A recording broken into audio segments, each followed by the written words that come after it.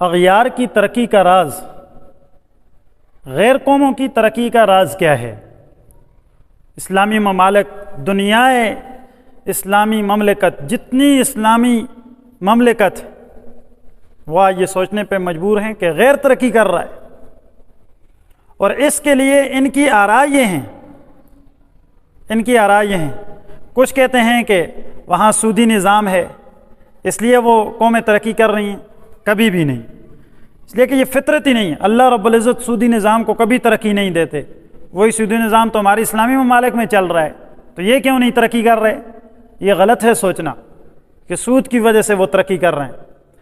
کچھ نے کہا کہ تجارت کی کچھ صورتیں شریعت اسلامیہ میں ناجائز ہیں، جو کہ وہاں دوسری اغیار قومیں اس کو اپنائے ہوئے ہیں تب ترقی کر رہی ہیں۔ ایسا بھی نہیں ہے میرے عزیز، یقین جانیے۔ اغیار کی ترقی کا راز کیا ہے؟ وہ یہ ہے کہ انہوں نے جو ترقی کی ہے وہ آپ ہی کے گھر سے لی ہے۔ غیر قوموں نے جو ترقی کی ہے وہ آپ ہی کے گھر سے لی ہے۔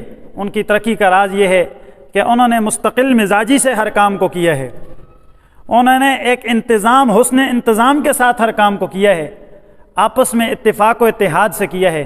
کئی ایسی چیزیں ہیں جو اسلامی شریعت سے انہوں نے اخذ کر کے لیں اور اس پہ عمل کر کے وہ ترقی پہ پہنچ گئے، صرف انہوں نے اس شریعت کو اپنایا نہیں اور قبول نہیں کیا۔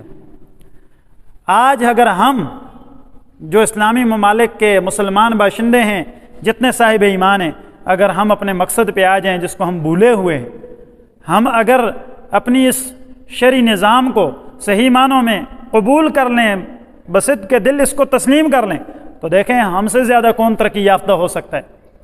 بس یہ کمی ہے کہ ہمارے پاس سب کچھ ہے اللہ کا دیا ہوا، خوبصورت حسن انتظام، رہبری کے لیے اللہ کا کلام، رہنمائی کے لیے پیاری شریعت، اس سے بڑھ کے خوبصورت نظام ہے ہی کوئی نہیں کائنات میں، یہ ہمارا ایمان ہے، لیکن اس کو ہم نے صحیح معنوں میں اپنایا کوئی نہیں، اس کو ہم نے صحیح معنوں میں اپنایا کوئی نہیں۔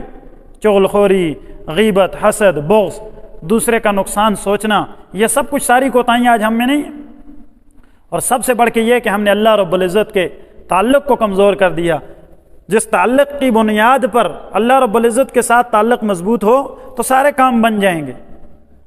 اس کو ایک مثال سے سمجھیں کہ ایک شخص دیہات سے شہر میں آیا اور اس نے دیکھا کہ نلکا کھل رہا ہے، اس سے پانی ٹوٹی سے نکل رہا ہے، اور اس سے پہلے اس نے یہ نظام نہیں دیکھا تھا۔ اب وہ جاتے ہوئے بازار سے بہت ساری ٹوٹیاں لے کے چلا گیا، اور اپنے گاؤں میں پہنچ کر دیہات میں اس نے آواز لگائی کہ آ جاؤ بھائی، میں سب کے لیے پانی کا انتظام کر چکا ہوں، اب آپ لوگوں کو دور دراز جانے کی ضرورت نہیں، اس کو دیوار پہ لگاؤ، کھولو اور پانی آئے گا۔ اب اس بیچارے کو پتہ کوئی نہیں کہ اس کے پیچھے ایک ٹینکی ہے، اس سے پائپ کی فٹنگ ہے، وہاں سے پانی آ رہا ہے۔ اب وہ ٹوٹیاں خرید کے چلا گیا۔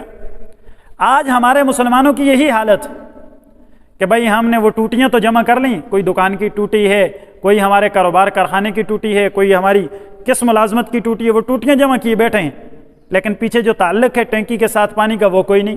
اللہ رب العزت کی ذات کے ساتھ تعلق کوئی نہیں۔ اللہ کی ذات کے ساتھ تعلق کو بنائیں گے تو ہمارے سارے کام بن جائیں گے۔ کام بنانے والی ذات کس کی ہے بھائی؟ اللہ رب العزت کی ذات ہے۔ اللہ کا تعلق مضبوط ہوگا تو اللہ تعالیٰ کام بنائیں گے، اور جب اللہ رب العزت کام بنائیں گے تو کوئی بھی نقصان نہیں دے سکتا۔ اور مسلمان تو ہے ہی خیرخائی کا نام ہے، مسلمان تو ہے ہی دوسروں کے ساتھ محبت اور ہمدردی اور اچھائی کا نام ہے۔ اللہ تعالیٰ نے تو ہمیں پیدا ہی خیرخائی کے لیے کیا ہے، تو ہم ہر ایک کی خیرخائی کو سوچیں۔